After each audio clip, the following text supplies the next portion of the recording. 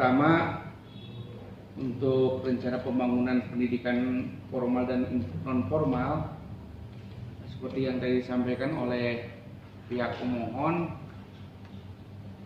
memang ini untuk kepentingan umum ya, untuk kemaslahatan umat, dan Pak Kepala Bapeda itu sendiri mendukung.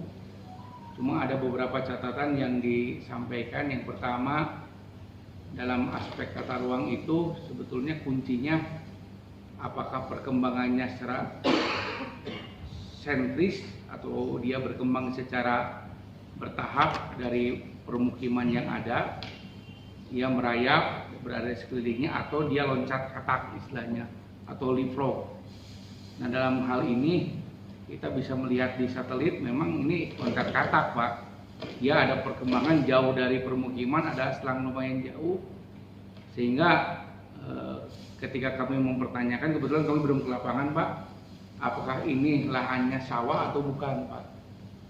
Kalau ternyata sawah, berarti kita dihadapkan kepada 3 kebijakan regulasi. Sawah dan ada irigasi apa ya, Pak? Belakang ada irigasi. Sungai. Dan itu bukan irigasi ya, selokan. Yang pertama, dari aspek rencana tata ruang wilayah kita, bahwa mayoritasnya sebesar 51% adalah kawasan rawan gerakan tanah. Itu di belakang, Pak, karena keberadaan sungai ya, kalau nggak salah ya. Seperti tanahnya itu agak-agak sedikit miring ke arah sungai, makanya masuk gerakan tanah.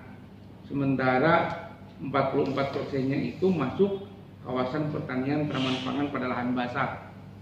Kami mendapatkan info seperti itu. Jadi betul di arah kedepannya itu warna hijau, di agak ke belakangnya itu masuk gerakan tanah, Pak.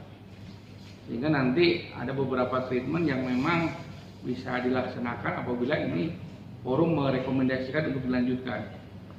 Itu yang pertama. Yang kedua, ketika kita membandingkan dengan regulasi kebijakan lainnya yang diinisiasi oleh pemerintah pusat dalam hal lahan sawah yang dilindungi, Pak, otomatis ketika itu loncat, besar kemungkinan itu pasti lahan sawah yang dilindungi, Pak. Dan juga berdasarkan keputusan Bupati juga itu masuk tanah LP2B, lahan pertanian pangan yang berkelanjutan, seperti itu. Nanti terkait dengan bagaimana langkah-langkah pilihan kebijakan yang bisa kita ambil, mungkin nanti kita bahas di rapat kedua, Pak Ketua. Karena ini betul-betul butuh pemikiran yang lumayan cermat, terutama dari sektornya. Nanti kita mendengar bersama pendapat dari Dinas Ketahanan Pangan, Pak, dan Pertanian terkait beberapa langkah yang bisa ditempuh untuk mengkaji calon lokasi yang Bapak ajukan. Masih dari kompleks pendidikan itu kan memang yang kami lihat posisinya memang dalam LSD dan LP2B ini 100% ya, Pak. Sampai dengan saat ini Dinas Ketahanan dan Pertanian belum pernah intinya ada alih fungsi LP2B selain untuk proyek strategis nasional gitu, Pak. Baru ada bisa LP2B itu alih fungsi untuk proyek strategis nasional, itu untuk yang umum. Nah, ini untuk masjid dan pendidikan ini kategori dengan umumnya gini, Pak, itu apakah memang kan persoalan atau gimana, kan itu juga harus definisikan dulu ya, Pak. Mungkin harus ada kajian khusus lagi, Pak, memang karena yang paling utamanya kaitan LP2B mungkin. Kalau LSD kan itu masih ada peluangnya untuk penanganan. Kalau LP2B itu kan sudah ditentukan oleh SK Bupati nomor 520 KPTS 592 ya, tanggal 23 Desember 2021 itu baru disahkan Pak Bupati, Pak. Jadi memang kita harus mentaati juga aturan yang berlaku agar tidak ada masalah di kemudian hari, Pak.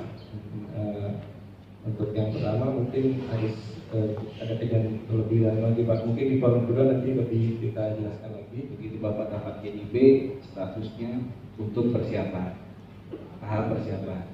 Nah, dari NIP ini ada 3 syarat dasar yang Bapak harus penuhi. 1. PKKPR, 2. PBG, 3. Kajian lingkungan, di dalamnya ada LALIN.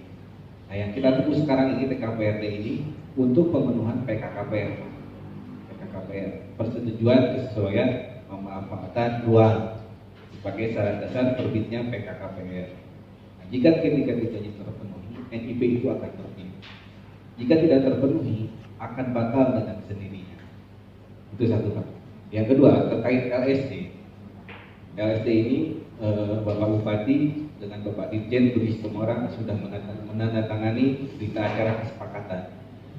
Intinya, luasan LSD sudah disepakati, Pak. Termasuk betul tadi kata Pak Usi dari Dinas Pertanian bahwa alih fungsi untuk kepentingan umum itu boleh. Kita harus mendetilkan dulu, penjabaran dulu kepentingan umum itu apa. Nah, sementara terkait aturan alih fungsi, betul tadi kata Pak Siregar, belum permennya belum keluar, Pak. Sekarang kita masih mengacu pada Perpres 59 tahun 2019. Intinya kita mengajukan ke Kementerian ATR BPN, di mana nanti di sana ada tim terpadu, tanda tangan dari rekomendasinya tanda tangan Pak Menteri. Permen nanti terkait alih fungsi, permen itu terbit, nanti akan mekanismenya di daerah. Hanya saya permen itu belum disahkan, Pak. Nah, terkait apa namanya itu alih fungsi juknis. Nah, terkait juknis alih fungsinya sudah ada. Juknis alih fungsi LSD-nya sudah ada, tapi yang mengaturnya belum ada, Pak. Yang mengaturnya belum ada. Juknisnya sudah ada. Apa yang bisa dialih fungsi itu sudah ada. Juknis sudah keluar. Mengapa juknisnya sudah keluar? Karena kemarin kita Kabupaten Kota se-Indonesia dihadapkan dengan verifikasi aktual LSD. Jadi juknis itu dikeluarkan sebagai pedoman untuk verifikasi LSD sampai terbitnya berita acara. Dan kemungkinan juknis itu akan dipakai untuk permen yang akan nanti keluar. Jadi sementara untuk LSD sendiri bisa dimohon, tapi ke Kementerian ATR, bukan di daerah. Nah, terkait LP2B, mohon maaf, tidak suka itu sudah harga mati. LP2B sudah harga mati karena LP2 lahan pangan berkelanjutan. LP2B ini sudah harga mati, itu tidak bisa alih fungsi karena tidak ada yang mengatur sampai sekarang, betul kata Pak Usi, terkait alih fungsinya. Alih fungsinya seperti apa ada ganti atau belum ada aturannya. Nah, terkait LSD sendiri saya sudah baca draft permennya, ada hanya sayangnya permennya belum disahkan.